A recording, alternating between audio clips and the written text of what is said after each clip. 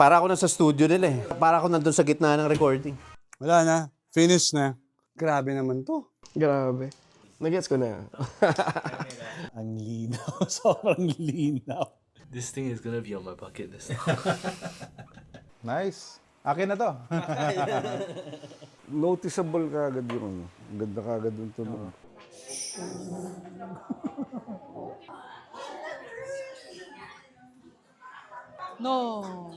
Grabe yung bass. Ang linaw kahit yung malalim na nota. Para ka nakikinig lang din sa sa speakers. Ganda ng tunog ng ng Teams notification.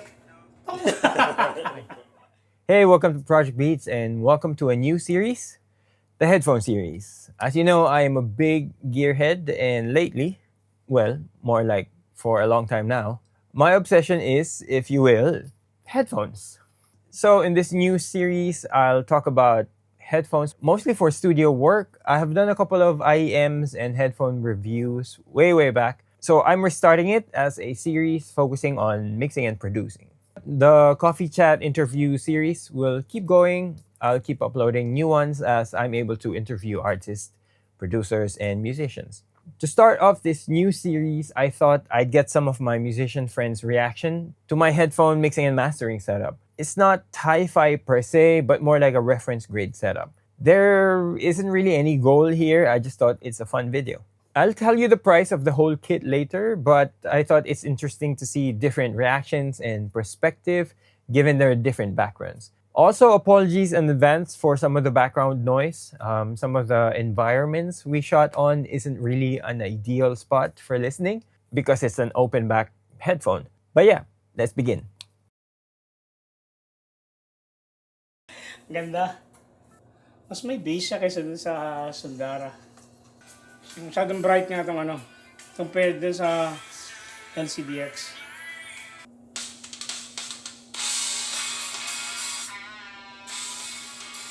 Mas pino yung highs nito. Tsaka yung bass mas magara. Ganda, Jobs. Pero para naman sa price, grabe naman. Maganda rin yung imaging syempre. Pero ngayon ko pa lang talaga naman na test. Ito parang nagtunog masyadong bright. Mas grabe yung imaging ng LCDX. Oo. Para kang nakikinig lang din sa sa speakers. Yun, walang diferensya, no? Very clear. Parang very present na parang nasa tabi mo lang. Hindi ko alam kung doon sa mix ng snarky yun o agad-agad noticeable yung noticeable ka agad yung uy, ganda ka agad yung tunog. Diba sabi mo hindi pa yun. Pero yun na yun eh. Isang dinig ko pa lang parang intindihan ko na kung bakit pwede sila mag-mix dito. Parang Thank you, Joven, for your present. Appreciate it. Studio quality headphone. Yun talaga. Ganda. Rinig mo yung detail. You can hear the transients, all the transients. Saka maganda yung stereo imaging. Nice. Akin na to. Yun ang gusto ko. Flat response. Parang hindi man flat response, pero yung maganda yung response. Parang ang studio grade talaga na. Hanep, ang ganda, ang ganda.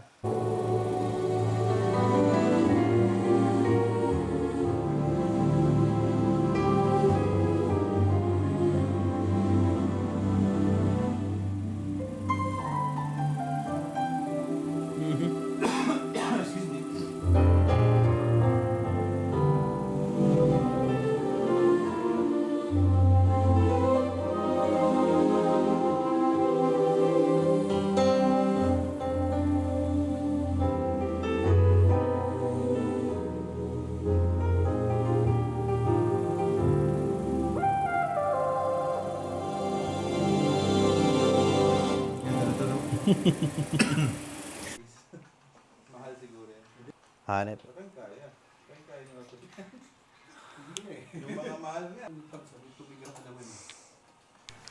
Para ako nasa studio nila eh. Para ako nandun sa gitna ng recording. Ayaw.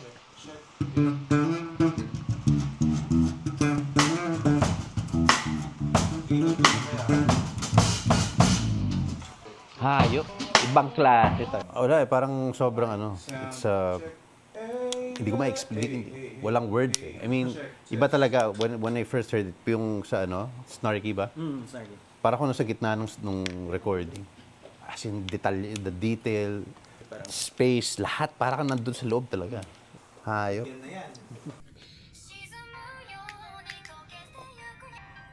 Wow.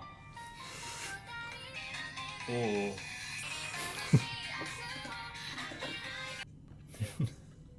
This thing is gonna be on my bucket list. It makes every single song sound so alive, bro. Right. Yeah.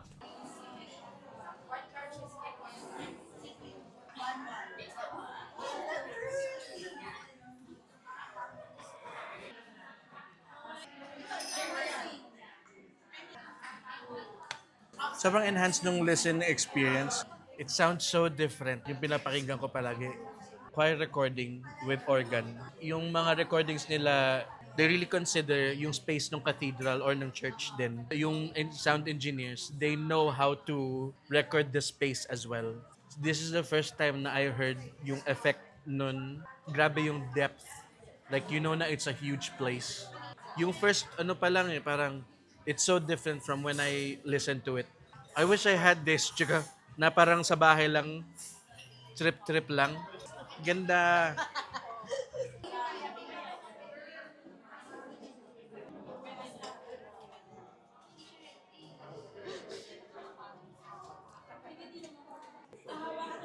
I just want to know how Kolintang sounds with this. I can be honest naman and all of that. There is clarity.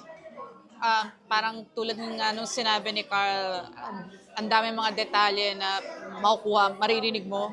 Details that I would normally not catch. That said, I think I'm still bothered a bit. For me lang masyado pa rin matreble overall. I'm looking for a bit of a low. Personally, maybe I would still want to parang adjust EQs with it. But yeah, maganda pa rin yung experience ko listening to all the tracks. I mean, in spite of this venue na ang ingay-ingay, it will allow you to connect with the music that you're playing.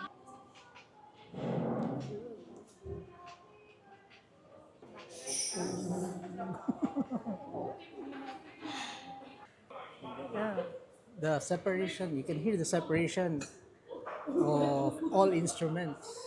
I think the EQing, I guess, is mostly flat, but there's like slight dip in the mid, right? And then the highs are slight, I think about 2 plus 2, like that. Yeah.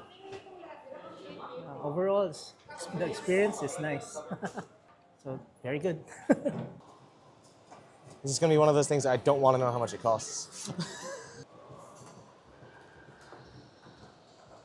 Yeah, one of the complaints I have with the Austrian audios is that the bass is so tight that it kind of makes it disappear in some cases. This is definitely quite a fun experience so far. Yeah. It's definitely very immersive. It's a little bit too present for my tastes, but I think that's a taste thing. Like, it's definitely impressive that it's able to do this. Yeah, the amount of bass is definitely, it's got enough low bass, it's got enough, with this setup, you've got enough to actually drive it well enough so the bass is actually tight. It's not like your kind of flubby, like upper bass you tend to get in most of your kind of junky, consumery tunings. This is tuned really quite well.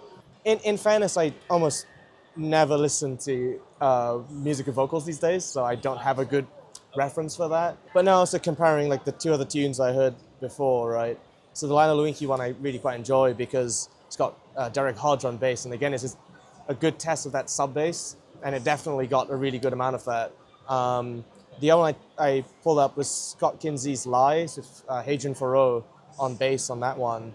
And I mentioned another pair of headphones. So I have got a pair of Austrian Audio High X60s, and those are definitely way more analytical. I'd say they're more aimed at the music production type or like the musician crowd.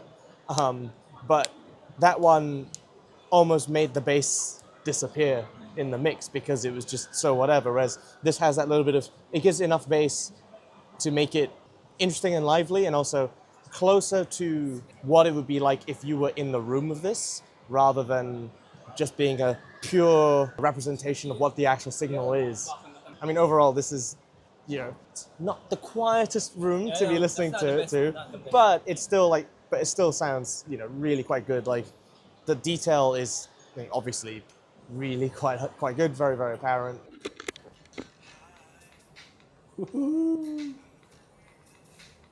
Currently listening to All I Need, Jacob Collier.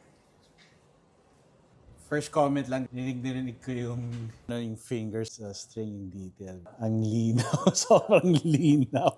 Actually, sakto to sa Jacob Collier. Kasi di ba, grabe yung dami ng tracks ni Jacob. So, parang naririnig mo, yung lahat na nangyayari.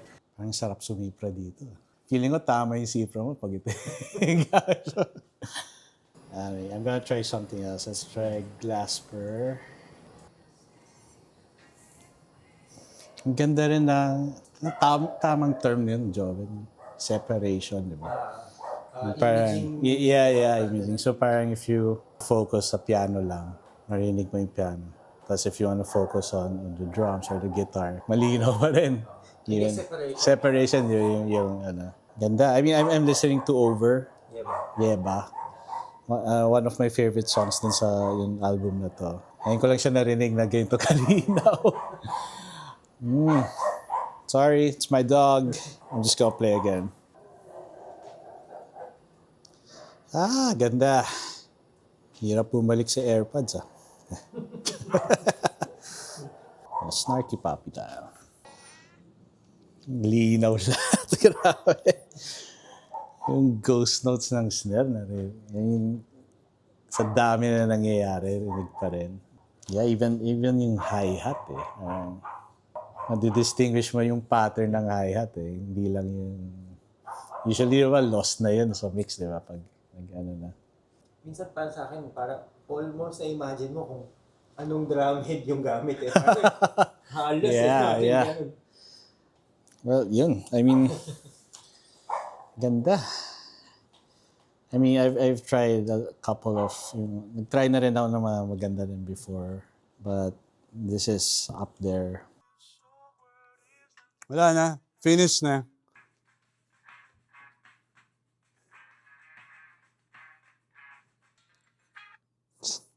Grabe naman to. Anong title nito? ODZ. Putik, halimaw. Kamusta ang ano mo? Sobrang grabe. Kasi yung meron akong in-ear na 8 drivers. Okay na siya eh. Pero ibang level din to. Iba yung naka-rekta eh sa... Parang in your face sa konti. Iba yun eh. Iba yung nakatakip yung tenga mo, naririnig mo lahat, merong hinga. Parang andun ka mismo sa time na ginagawa yung song. Yung in-ear, yung feeling ko pag naka-in-ear ako, nasa swimming pool ako lang narinig ko eh. Ito, mas 360 yung naririnig ko eh. Naririnig ko yung dynamics ng nagtatamborin. Doon lang, yun lang yung part niya. Naririnig ko yung clarity ng nag-shaker sa kabilang side. Alam mo yun.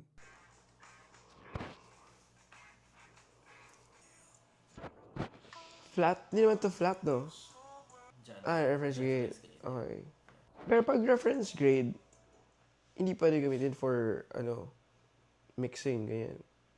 Actually, mastering headphone ko yan. Okay. Mixing and mastering headphone. Inaantay ko, paluin niya ulit yung floor tom. Kasi yung pinalo niya, parang na-imagine mo yung setup dito sa skin. Pug!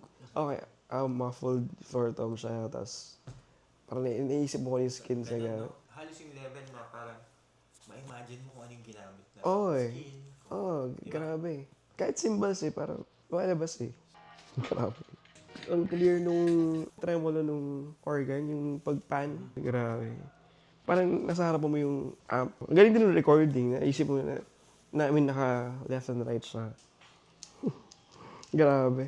Siguro kung kaya sobrang, di ba may mga addict sa pag-collect ng microphone. Malalaman mo kung anong mic yung ginamit eh. Possible mo malaman. Baka to ganun ka kaklaro. Galing na to Nice. Okay ta. Nag-gets ko na. Nag-gets ko na. Grabe. Ano feeling mo nandun ka sa mismong lugar ko Ba? Sobra.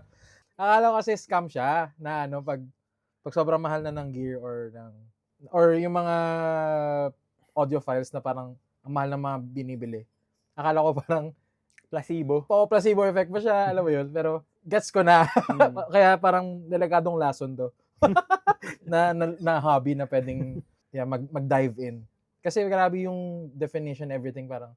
Ang na-try ko pa lang kasi ay mga low-end lang. And pinaka-mataas ko na na-try, probably, hindi nga headphones pero studio monitors. Pero ang layo pa rin pala ng sound difference. Talaga? Pesos? Oo. Okay na. I mean, kung audiophile ka talaga, hindi na iniisip. Pero yun yung mix mastering headphone. Okay. Talagang reference mo doon. Hindi siya hi-fi. Hindi, wala. Walang ganun, hindi. Parang flat, sobrang raw, na flat na EQ ganun. As in, klaro lahat. Ang galing. Hayop.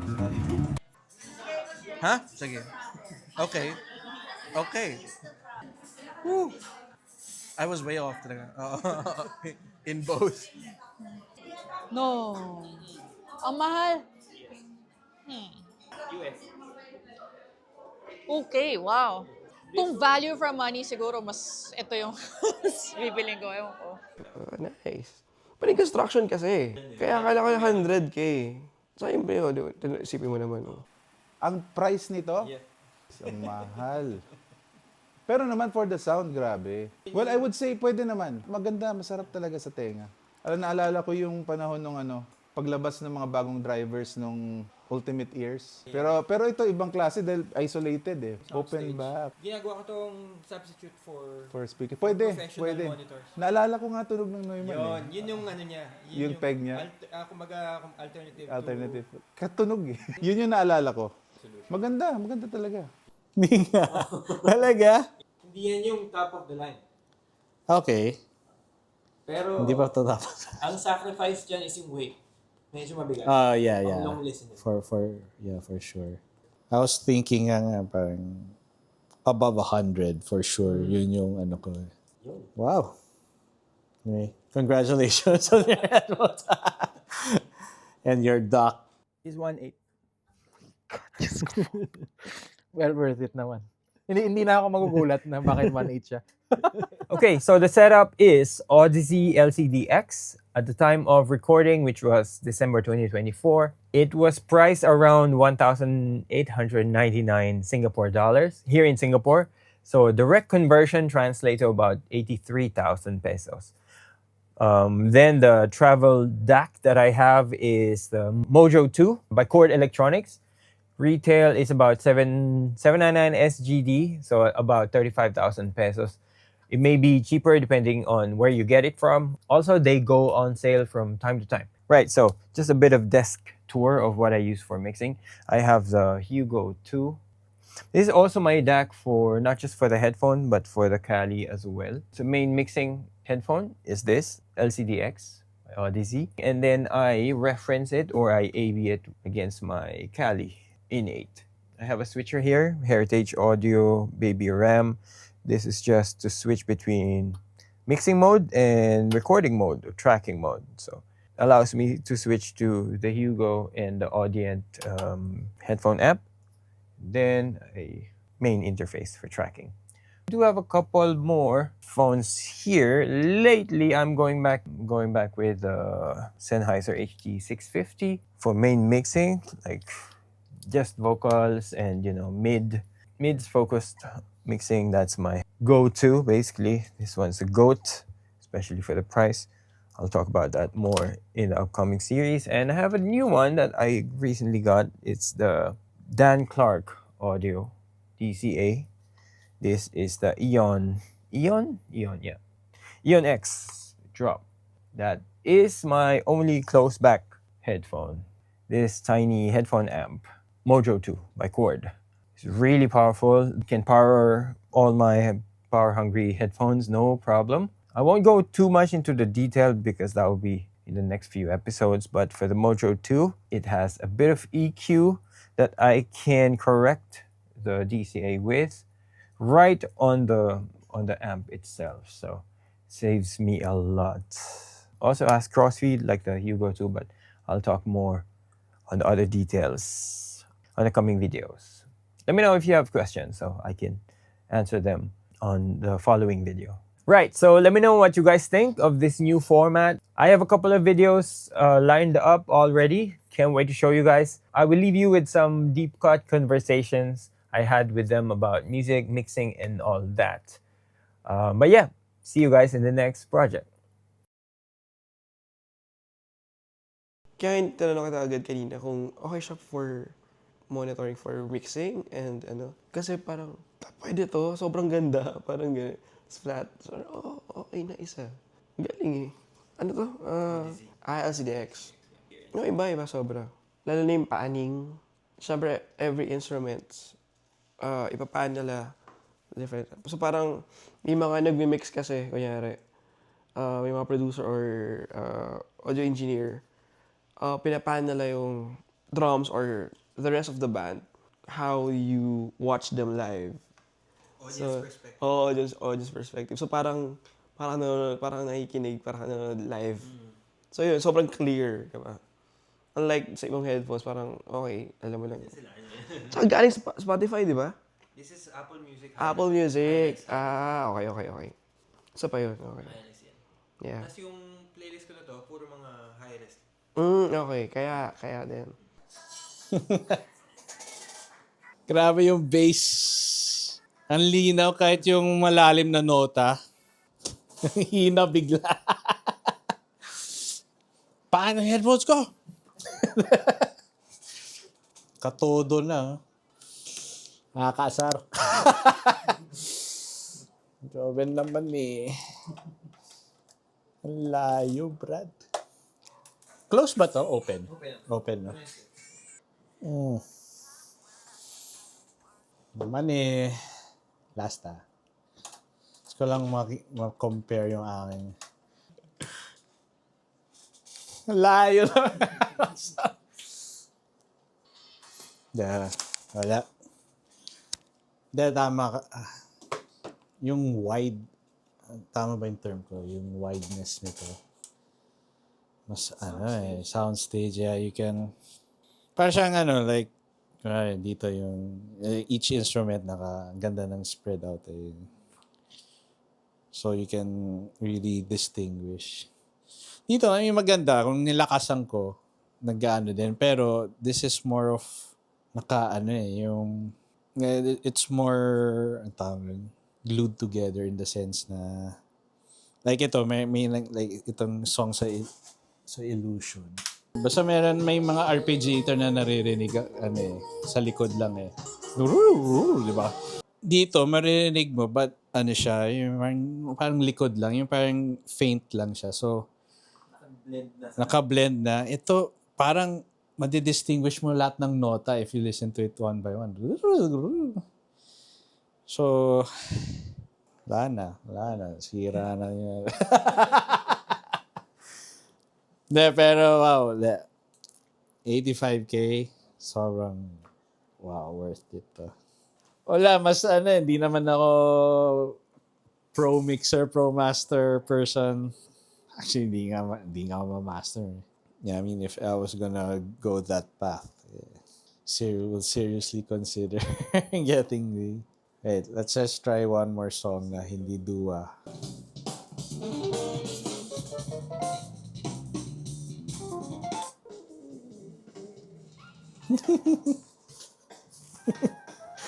Narinig mo yung mga ginagawa ni Wekel.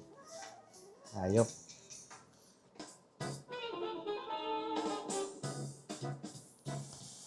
Wala. Ganda talaga. Hindi na ng drums. May mga narinig ako na ngayon ko lang narinig eh. I mean, more of the nuances. Yung mga, actually more of yung kay Wekel eh.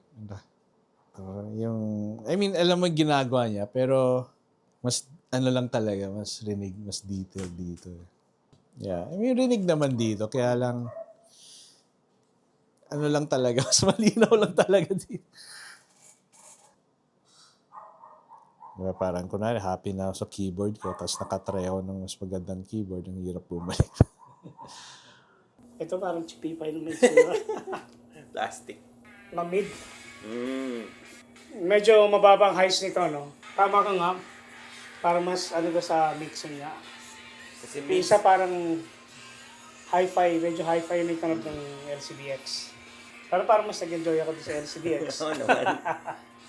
Parang siguro yung pagkatapos mo ma-mix yung yung kanta, maganda pakinggan dun sa LCDX. Eto, Ito para yung- sa akin, walang kailangan correction kung mag-mix ka. Pero kung gagamitin mo yung LCD for mixing pa lang, mag-apply ka ng correction eh. Lubog ang mids, high mids eh, para sa akin ah. Kaya nga nung sinuot ko to, parang biglang nagturog ma-mid tong Mamid oh. HD. Hindi kasi galing nga dun sa LCDX. Sabagay. Kaya parang ito nagtunog ma-mid yung...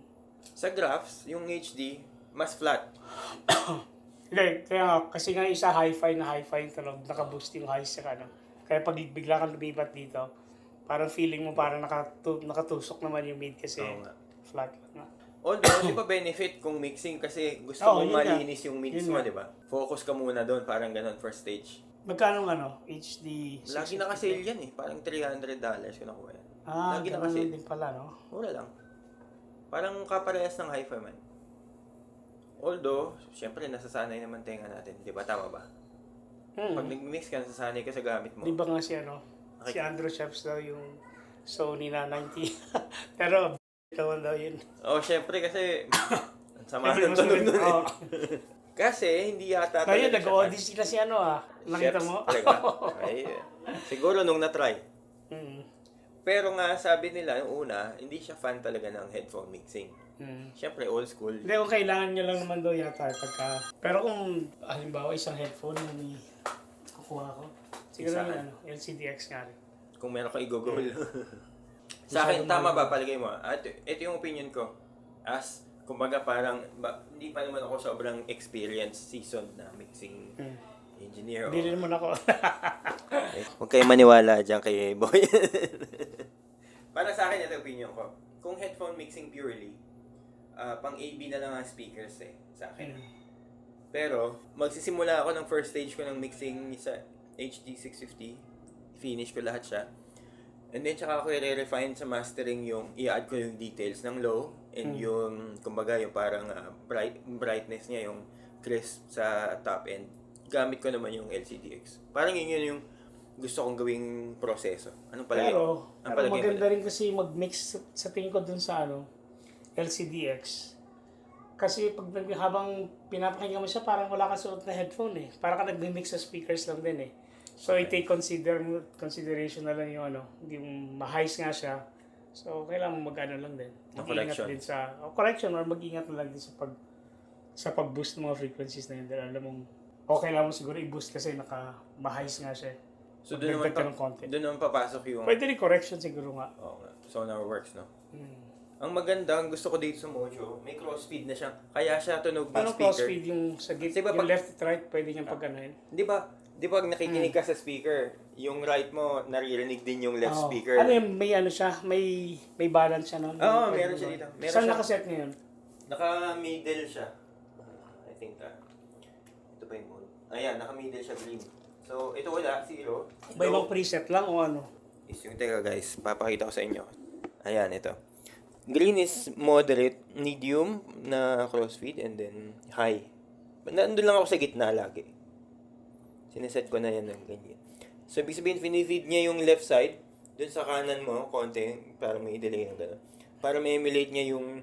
Plugin din yata hanggang pwede gumawa niya. Pwede rin, meron din ganyan. Nakalimutan ko dito na. Lalagay ko na lang sa screen yung plugin. Pero may plugin yan. Ang maganda lang dito kasi, na dun sa device eh. Wala, hindi ko naisipin sa plugin. Bagay. Nakaset na siya. Parehas ito yung Chord Hugo 2. Meron na yung nakaset na permanently for me. Yun ang setup ko sa headphone mixing. Kasi nga syempre yung room, di ba? Pag hindi talaga treated. Kasama sa expense, di ba? Yung room mo. Kasama mo sa Kaya pag gagastusan. nag-mix ako dito, dahil hindi naman talagang treated, pinakamababang volume lang para hindi masyado. Tama. Kaya nag-apply yung rule na small room, small speakers. Di ba yun yung rule of thumb, no? Parang TV lang Small room. Mas maliit na pwede yung TV mo laki, oh.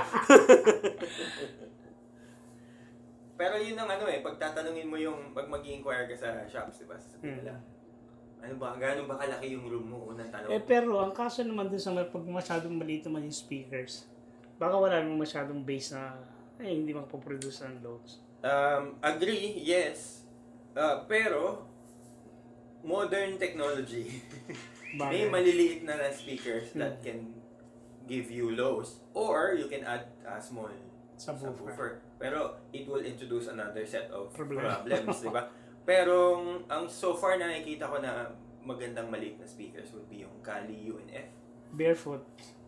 Okay din yan kung kaya ng presyo, ng budget, Barefoot. Grabe, O3, Barefoot O3 or Hindi pa Barefoot O2. nakita yung O2, yung O3. nasubukan mo na. Oo, yung O2, grabe talaga.